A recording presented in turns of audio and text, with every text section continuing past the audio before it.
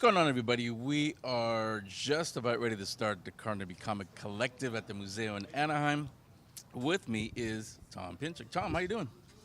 Fantastic. I'm bracing for the heat today. Yeah, it's 4K. I hope you guys can see. We're already sweating. Yeah. Oh, because now that I said it, now you can look at It's it. Wait, not. are they really sweating? It's not about the temperature though. It's about how hot the books are. Yes, exactly. They're really going to excite people. As the kids say, they brought the heat. They We'll show brought the you. heat. We'll walk around and show you what they'll have here. So what did you bring? Well, as a matter of fact, I got a couple books here. I got Clash of the Classics, Don Quixote Fights the War of the Worlds. It's part of a series I'm doing. It's an anthology series where each issue we take characters from one famous story and put them in the plot of another famous story and then show you all the chaos that follows. Pretty self-explanatory, but what gave you the idea to mix all of these together? Would you believe I had a vision and all the authors of the past came before me and said, we need you to get a new spin, take a new spin on these characters. You're the one who's going to be able to do them justice. Yeah, let's go with that one. That works. with that one, yeah. Yeah, so you mentioned Don Quixote. What other historical figures? Well, the next one's going to be Sherlock Holmes, A Better Invisible Man. We're actually going to be launching that on a Kickstarter soon. And then the one following that's going to be Dracula's Guest Peter Pan. So each one of these, I'm trying to go for more clever connections, I guess. Not as obvious. It's not really about like a battle thread about putting one against the other, but really finding some surprising connections between them. So in the case of Don Quixote, first off, I wanted to just ruin the story. That's part of my motive with this, just to turn it upside down. We're going to burn the house down. So I was thinking, well, if the tragedy of Don Quixote is that he's dueling with windmills, thinking that they're giants, and he's born too late, he could have been a great knight if only he'd been alive centuries earlier. What if all that time he was actually training to really defeat giants, which comes in handy when the Martians from War of the Worlds invade centuries too early?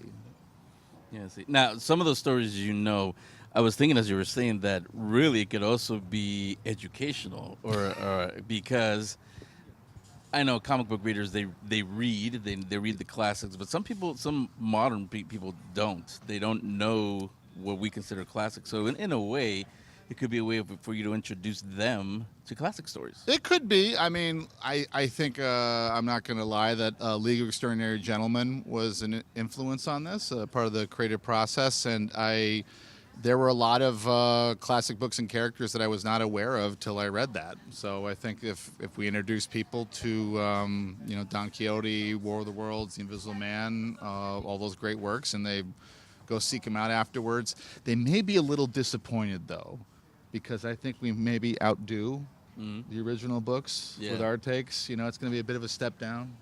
So you got to start with these first. Yeah. No, you got me smiling because League of Extraordinary Gentlemen. If any of you haven't seen it, you can find it. I'm sure it's streaming somewhere. You got to watch it. Don't watch the movie. No. Yeah, no, it is good. Read the comics. Read the comics. Yeah. Well, that too. But I know a lot of people say no, it's not. I liked it. I enjoyed it. It's valid. How deep into the comics did you get? Not too deep. They get weird. I love it. They really get really, really weird as they go along. Yeah. So that was, that was, for those of you who don't know, that was about sort of having all these characters from Victorian sort of steampunk era all teaming up for a sort of like proto-Justice League. But, yeah, I think that was Sean Connery's last film, now that I think about it. But yeah, I was trying to think did he do another one, but no, I think that was his last one that he did. Yeah. But, I'll tell you this, though, and this might be something kind of worth bringing up. Some of the later volumes actually get so dense with references that you have to read, like, footnotes at the end to understand what's going on.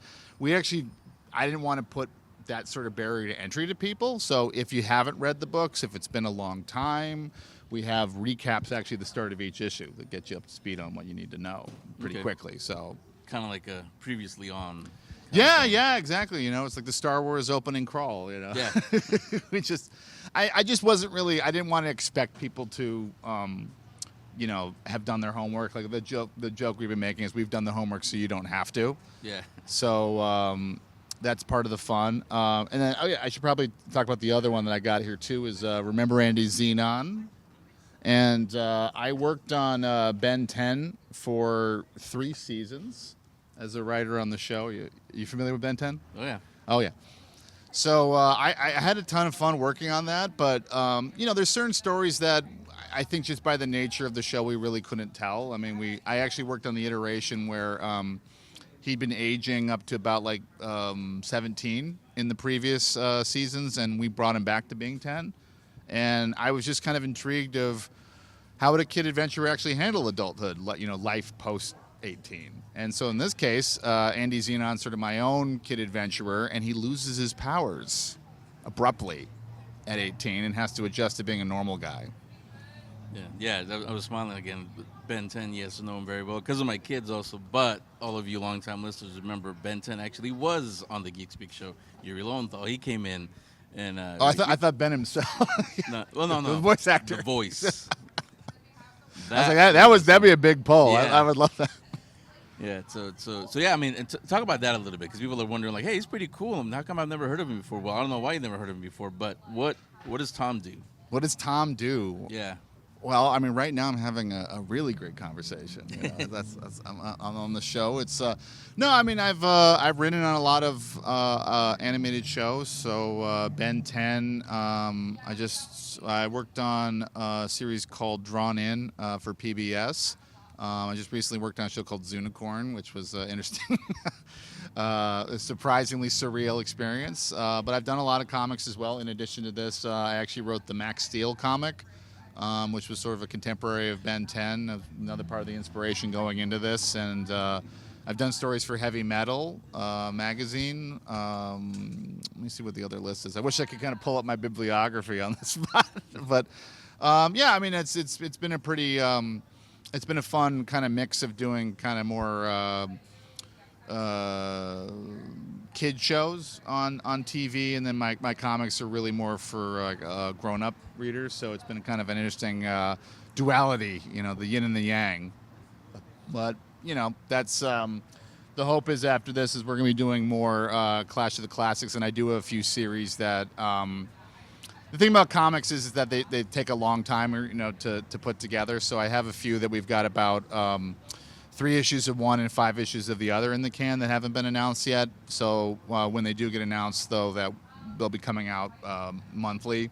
So just to get it out on that schedule takes a bit of time. But those have been what I've been working on lately. I like to play tennis. We don't have footage of that, so... No, I don't have footage of that. Sorry.